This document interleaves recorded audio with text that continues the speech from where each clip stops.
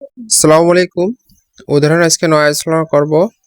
আয়তকার একটি জমির দৈর্ঘ্য 1008 হাত, প্রস্থ তাহার অর্ধেক হলে জমির পরিমাণ কত একর? সমাধান করব আজকে। 1008 হাত দৈর্ঘ্য, প্রস্থ তাহলে হবে 504 হাত।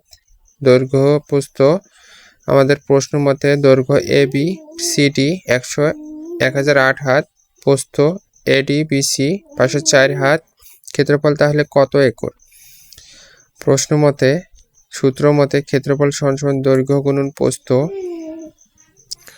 1008 গুণন 504, তাহলে আমাদের 5,80,032 বর্গ হাত হচ্ছে।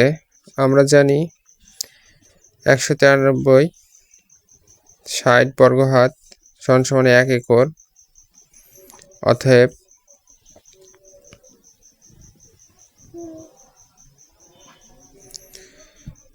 5,80,032 বর্গ হাত সমান 19,360কে দিয়ে ভাগ করতে হবে। ভাগ করলে আমরা পাচ্ছি 26.24 একর। উত্তর হচ্ছে আমাদের 26.24 একর। এই জমিটা হচ্ছে 26.24 একর জমি।